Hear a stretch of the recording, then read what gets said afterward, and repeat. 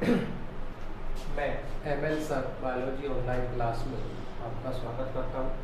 आज हम पढ़ने जा रहे हैं लेसन नंबर फर्स्ट आवर्त बीजियों में जन्म पार्ट 2। पिछले वीडियो में हमने पढ़ रहे थे प्राकृतिक कायिक प्रवर्धन, प्राकृतिक कायिक प्रवर्धन का अध्ययन कर रहे थे और हमने तने के द्वारा कायिक प्रवर्धन का अध्ययन कर लिया था। अब हम बात करेंगे किसका? मूल यानी जड़ों के, मूलों यानी क्या है? रूट्स के द्वारा कायिक जनन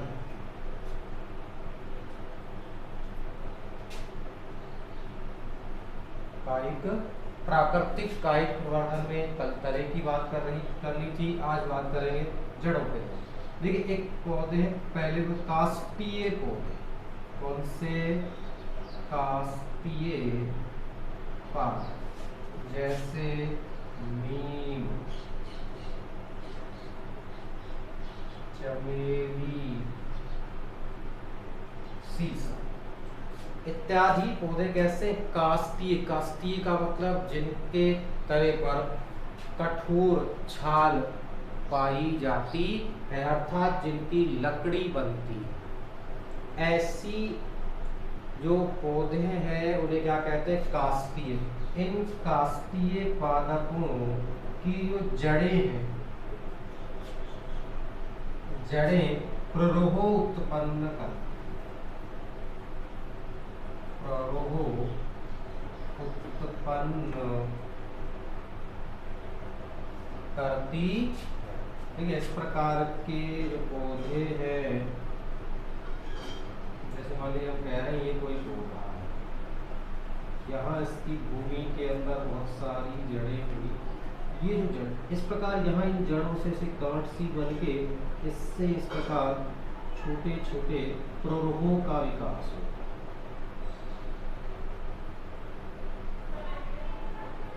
है। ऐसे जड़ों से इस पौधे के पास क्या होगा? प्ररोह का विकास होता। ये जो प्ररोह बना, ये क्या है? प्ररोह यानी प्ररोह का मतलब क्या है? तरुण या तरुण तना, तने का प्रारंभिक भाग है। यहाँ से इसको ऐसे काट के निकाल लेते हैं और इससे नए पादप का विकास हो जाता है।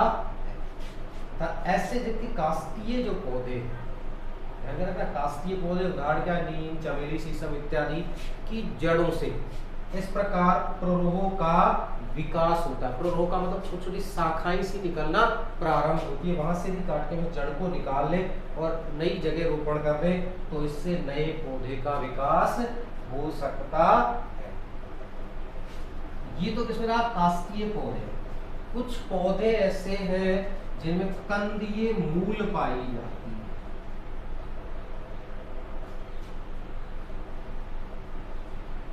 क्या पाई जाती है? कंदीय मूल। कंदीय मूल का मतलब क्या है? कि ये भोजन संचयित, भोजन का मतलब क्या है? स्टार्च।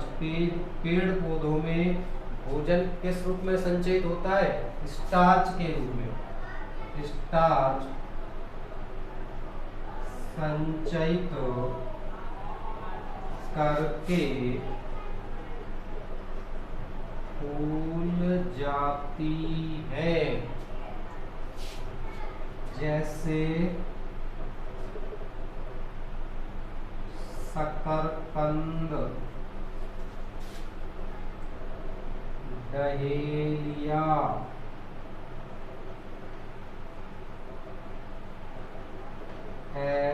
एस्पेरेगस।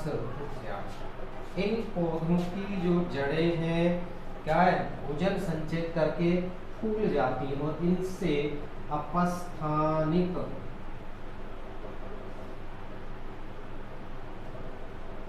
कलिकाएं निकलती है। से क्या निकलती है? अपस्थानिक कलिकाएं। जिससे देखिए शकरकंद जो है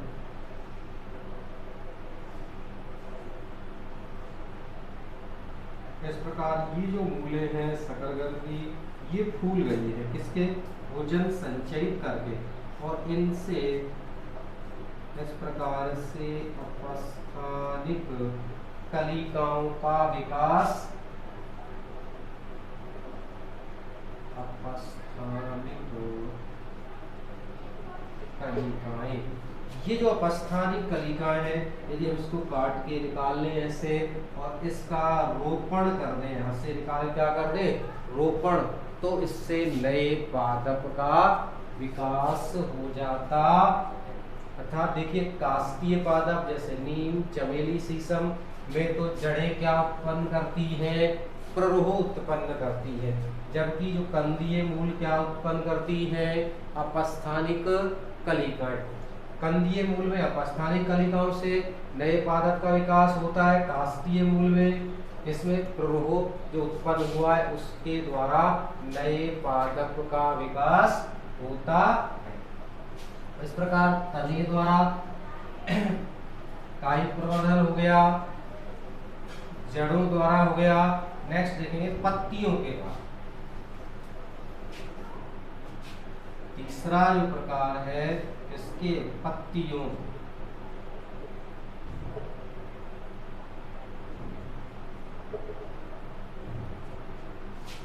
पत्तियों के द्वारा। देखिए पत्तियों के किनारों पर जैसे देखिए ब्रायोफिलम, ब्रायोफिलम या इसका सामान्य नाम कहते हैं खत्तरचटा। उसका कारण क्या है? ये जो पौधा है ह्यूमेरिक अम्ल स्रावित करता है। कौन सा? ह्यूमेरिक अम्ल, जिसके कारण ये चट्टानों पर उग जाता है, चट्टानों को भी गला देता है, इसलिए इसका नाम पड़ गया क्या? खत्तरचटा। ब्रायोफिलम की जो पत्तियां होती हैं इनके किनारों पर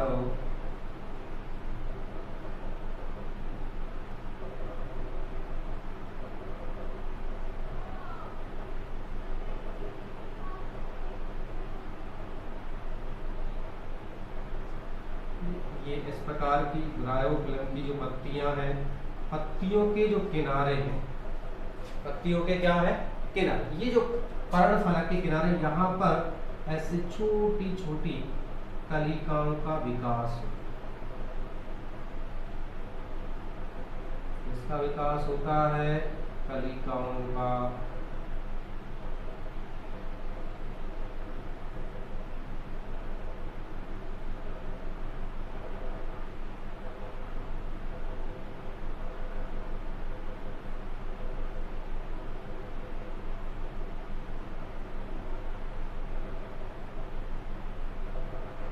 इस प्रकार से ब्रायोफिलम जो है उसकी पत्तियों के किनारे पर इसका कलिकाएं क्या विकसित हो गई? कलिकाएं। और ये जो कलिकाएं हैं जैसे ये पत्ती भूमि के अंदर मिट्टी में मिलती है तो प्रत्येक कलिका से नए पादप का विकास हो जाता। यानी जो ब्रायोफिलम है इसकी पत्तियों के किनारों पर क्या विकसित, जब ये मात्र पौधे पर लगी हुई है, पौधे के ऊपर लगी हुई है, तभी इन पर इस प्रकार की कलिकाएं विकसित होने लगती हैं। जैसे ही ये जमीन के अंदर गिरेंगी परिपक्व होकर मिट्टी के अंदर, तो इन कलिकाओं से ऐसे अपस्थानिक जड़ें निकलती हैं और नए पादप का विकास हो जाता है। इसी प्रकार बिगोनिया,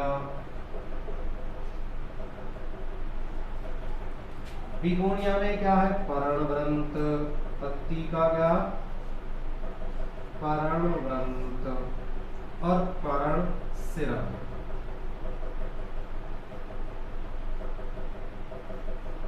ये कहलाता है पर्णवृंत ग्रंथ, यानी जिस डंठल से पत्ती लगी हुई है मात्र पौधे के साथ पर्ण ग्रंथ, ये क्या कहलाएंगे? पर्ण शिराएं।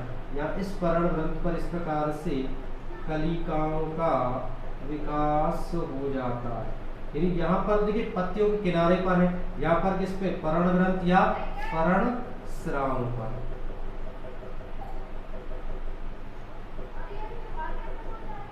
इस प्रकार से पर्ण ग्रंथ या पर्ण शिराओं पर कलिकाएं विकसित हुई है। इन कलिकाओं से क्या हो जाता है? नए पादप का विकास। यानी ब्रायोफिलम में पत्तियों के किनारे से कलिकाएं विकसित होती हैं, बिगोनिया में पर्ण ग्रंथ या पर्ण शिराओं से कलिकाएं प्रवर्धित होती हैं और उनसे नए पादप का विकास हो जाता है।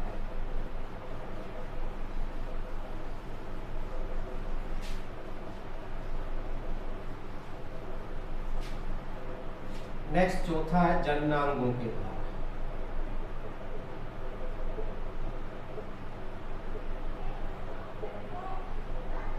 जननांगों के, देखिए पादपों में जननांग क्या होते हैं? पुष्प। पादपों के जो जननांग है वो क्या कहलाते हैं? पुष्प कहलाते हैं। कुछ पादप जैसे रामबास, जैसे रामबास, रतालू इत्यादि में पुष्पों के स्थान पर बहुकोशिकीय पत्र प्रकलिकाएं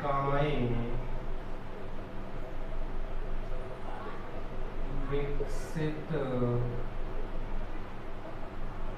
हो जाती है। जैसे देखिए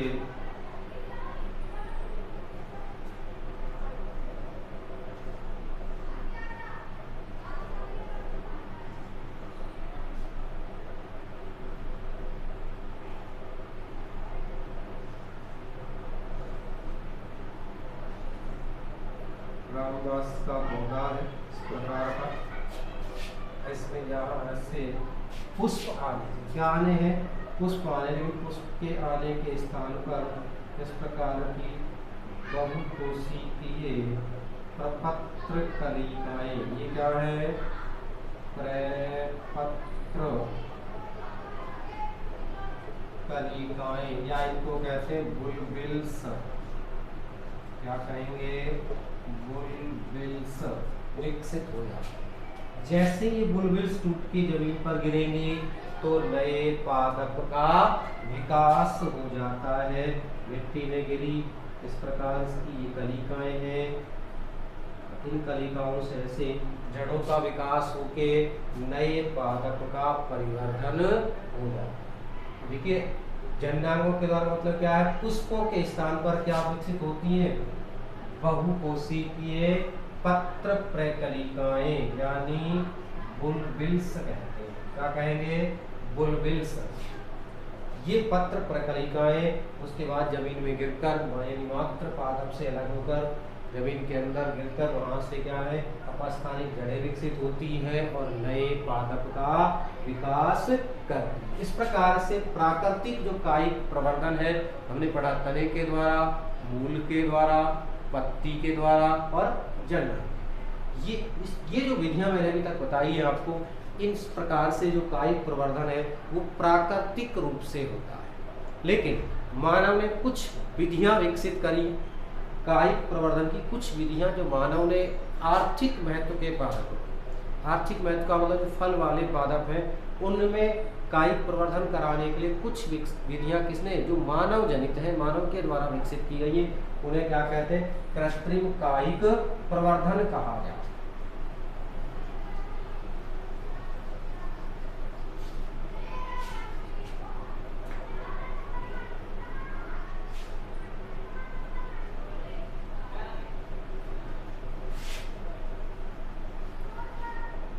क्या कहेंगे उसे? कृत्रिम आर्टिफिशियल, यानी ये कैसी हैं, आर्थिक महत्व के, क्या है, आर्थिक महत्व के पादपों में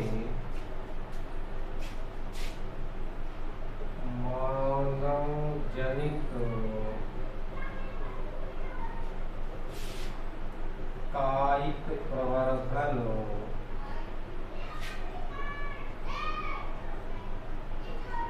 कराना क्या कहलाएगा, आर्थिक महत्व के पादप, जैसे नींबू, अमरूद, सेब, चेरी,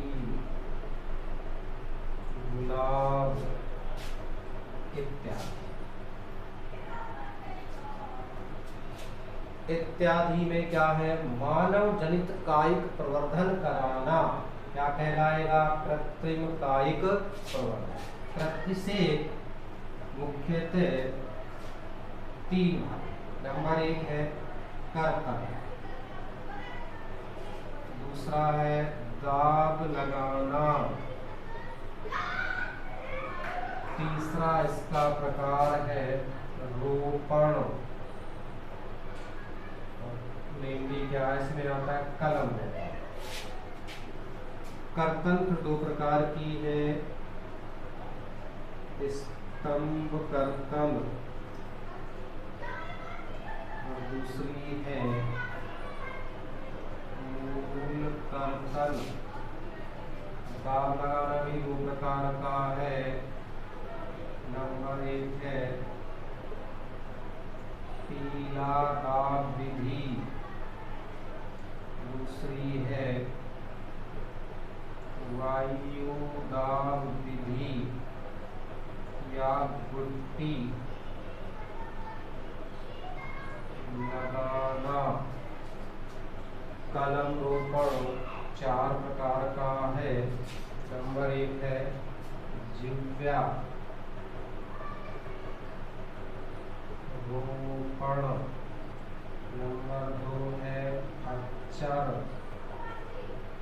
नंबर 3 है क्रीट रोपण, नंबर 4 है कलिका।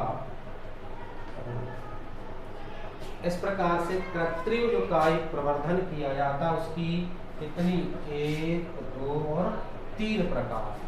कौन कौन सी, कर्तन, दाब लगाना और रोपण करना। कर्तन में क्या है, स्तंभ यानी तने की कर्तन लगाना अथवा मूल जड़ों की कर्तन लगाना। दाब लगाने में कौन सी विधि है, ढीला दाब विधि, वायु दाब विधि, कलम रोपण, ये रोपण में क्या है, जिव्या रोपण, खच्चर, क्रीट और कली। इन सबका एक एक का हम अभी अध्ययन करें।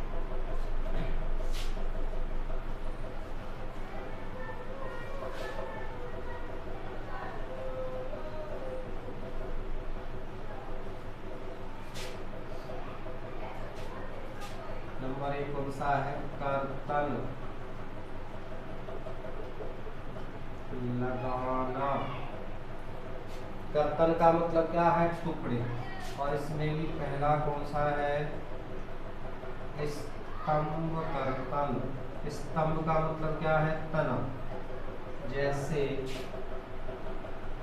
अंगूर, गुलाब, क्या है, अंगूर, गुलाब इत्यादि में क्या लगाते हैं, स्तंभ कर्तन।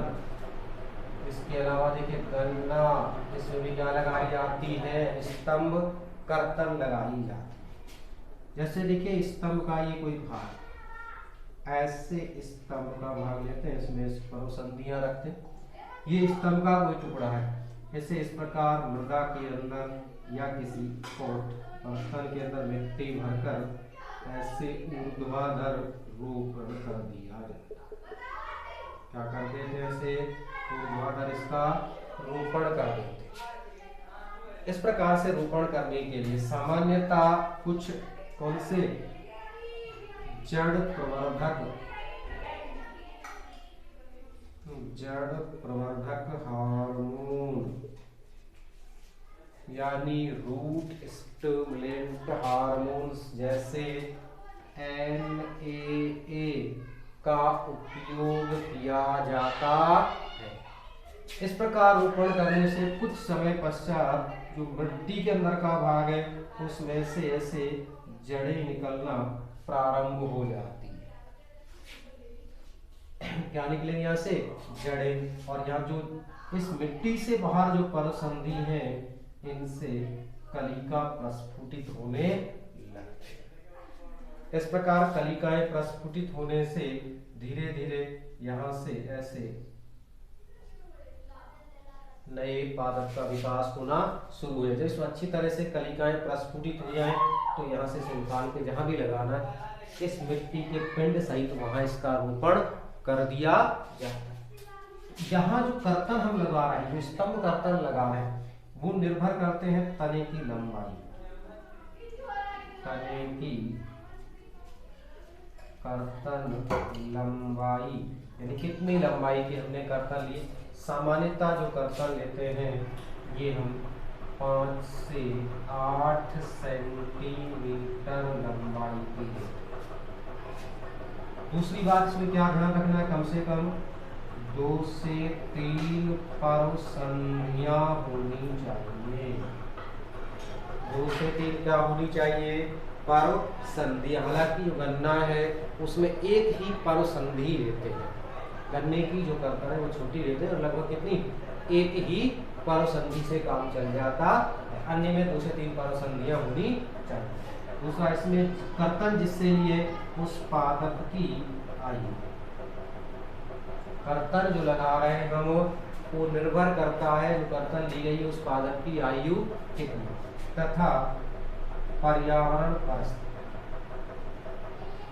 इन 3 चीजों पर मेनली स्तंभ कर्तन हो चाहे मूल कर्तन हो वो निर्भर करती है कि उससे कितने समय पश्चात कलिकाएं फूटेंगी नहीं फूटेंगी, ये सब इन चीजों पर निर्भर भी करता। इसी प्रकार ये तो स्तंभ की हुई। यदि मूल कर्तन लगानी है, कौन सी? मूल यानी जड़ों की कर्तन लगानी है तो विधि सेम है। विधि सेम है, केवल क्या अलग, जैसे इसमें जो लगती है अमरूद, मूल करता है किसमें? अमरूद में, सेब, चेरी इत्यादि। इनकी क्या लगती है? मूल कर्तन का उदाहरण क्या? अमरूद, सेब, चेरी। स्तंभ कर्तन का अंगूर, गुलाब, गन्ना, ये किसके उदाहरण है? स्तंभ कर्तन के। ये किसके? मूल कर्तन। तरीका वही है, मूल का हिस्सा। अब यहाँ देखिए मूल का जो हिस्सा है तो परसंधि नहीं होगी, ऐसे सीधा क्या लिया? मूल का हिस्सा लेते हैं और ऊर्ध्वाधर स्थिति में लगा देते हैं। वो भी लगभग कितना? 5 से 8 सेंटीमीटर लंबा लेना है और उसे खड़ा ऊर्ध्वाधर स्थिति में लगा दें। जो हिस्सा क्या है जमीन के अंदर है उसमें से रूट्स का विकास होता है और जो जमीन से बाहर होता है उसमें से कलिकाएं निकलना शुरू हो जाती है। इस प्रकार इस कर्तन जो लगाते हैं, स्तंभ कर्तन हो या मूल कर्तन, उनसे नए पादप का विकास किया जाता। नेक्स्ट है दाब लगाना।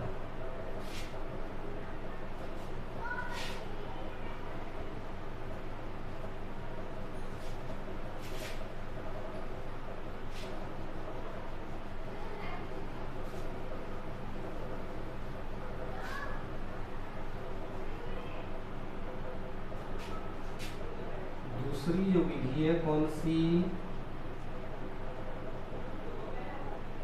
दाब लगाना। और इसके कितने भाग हैं? 2 भाग। पहला कौन सा है? टीला दाब विधि। कौन सी है? टीला दाब विधि। ये जो विधि काम में आती है कोमल शाखा वाले पादपों में जिनकी शाखाएं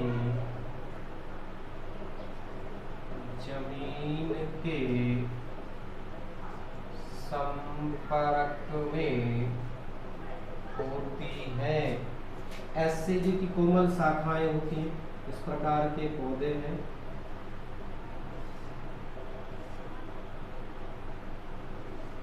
सामान्यतः ये झाड़ी वाले थे।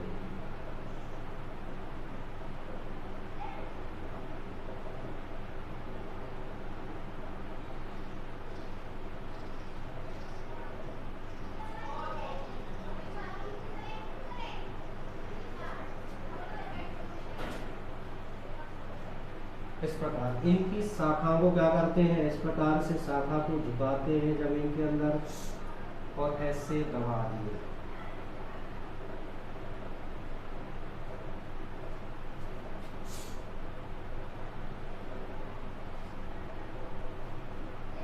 ये जो हिस्सा है कहाँ हो गया, जमीन के अंदर रखा है। और ये कुछ हिस्सा इसका कहाँ रखा है, वायवीय रखा है। कुछ समय बाद देखिए, लगभग 1 या 2 सप्ताह बाद यहाँ जमीन में दबा हुआ हिस्सा इस शाखा का, कोमल शाखा है, झुकाई और हमने क्या कर दिया, जमीन के अंदर दबा, मिट्टी में दबा दी। अच्छी तरह से क्या कर देते हैं, मिट्टी में दबा देते हैं और पानी वगैरह अच्छी तरह से यहाँ पे क्या करते हैं, नमी बनाए रखनी चाहिए। मिट्टी में जहाँ जहाँ शाखाएं दबाई है वहाँ पे क्या कर देते हैं, नमी बनाए रखते हैं। 2 से 3 सप्ताह पश्चात, कितने, 2 से 3 सप्ताह में यहाँ से क्या निकलना शुरू हो जाती है, अपस्थानिक जड़ें। इस प्रकार यहाँ से क्या निकलना शुरू हो जाएंगी, जड़ें। जैसे यहाँ से जड़ें निकलना शुरू हो जाए, इनको शाखाओं को मूल पादप से काट कर क्या कर देते, ऐसे अलग कर दिया जाता है। और इस मिट्टी के पिंड सहित, क्या है, मिट्टी के पिंड सहित किसी अन्य जगह पे रोपण करके नए पादप का विकास कर लिया जाता। अर्थात टीला दाब विधि में क्या है, जो कोमल शाखाओं वाले पौधे हैं उनकी शाखाओं को मोड़कर जमीन के अंदर दबा देते हैं, नमी बनाए रखते हैं। 2 से 3 सप्ताह में जब उनमें मूलों का विकास हो जाए तो मुख्य पादप से शाखा को काट देते हैं और मिट्टी के पिंड सहित, मिट्टी नहीं रखनी चाहिए, मिट्टी के पिंड सहित इसे उठा के नई जगह रोपण कर दिया जाता है। इस प्रकार टीला दाब विधि से एक ही पौधे से, एक ही पौधा कम समय में, देखो इस पौधे में पुष्प आए, पुष्प से बीज बने, तब बीजों से बुआई करें, तो उसमें लंबा समय लगता है। लेकिन इस विधि से क्या है, कम समय में अधिक पादप तैयार किए जा सकते हैं। और जो ये पादप तैयार हुए किससे, लैंगिक जनन से हो रहे, इसलिए पूरी तरह से मात्र पादप के समान ही होते हैं। दूसरी जो विधि है इसमें वायुदाब,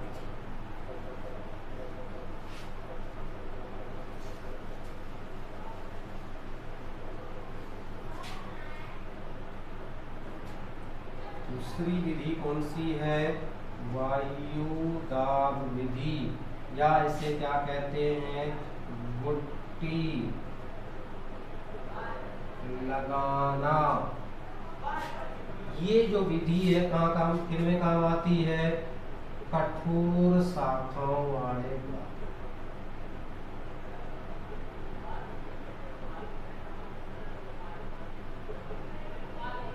इसमें काम आएगी कठोर शाखाओं वाले पादप। यही हमें कायिक प्रवर्धन कराना है, कोमल शाखाएं तुमने मिट्टी में दबा दी, लेकिन कुछ पादप कठोर काष्ठीय पादप है, उनकी शाखाओं को ऐसे मोड़ के जमीन में नहीं दबा सकते, तो उनमें किस प्रकार से करें।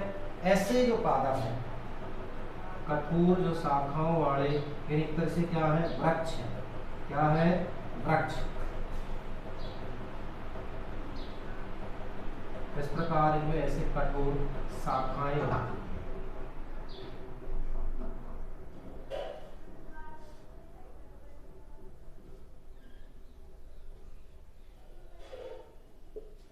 ऐसे कठोर शाखाओं वाले वृक्ष हैं।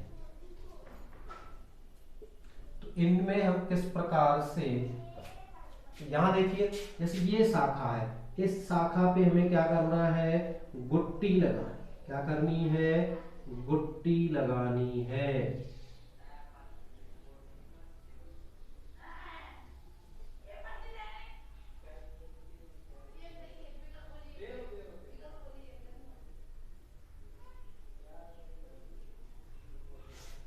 इस शाखा, जिस शाखा में गुट्टी लगाते हैं, इसकी छाल को बीच में से यहां से क्या करेंगे, इस प्रकार से छाल को थोड़ा सा क्या कर देते हैं, छाल इस हिस्से की क्या कर दी, हटा दी। छाल हटाने के बाद इसके ऊपर रुई अथवा चिकनी मिट्टी या टाट लगाकर इस प्रकार धागे से अच्छी तरह से बांध दिया जाता है। ये क्या हो गई, गुट्टी। इसे क्या कहते हैं, गुट्टी कहते हैं।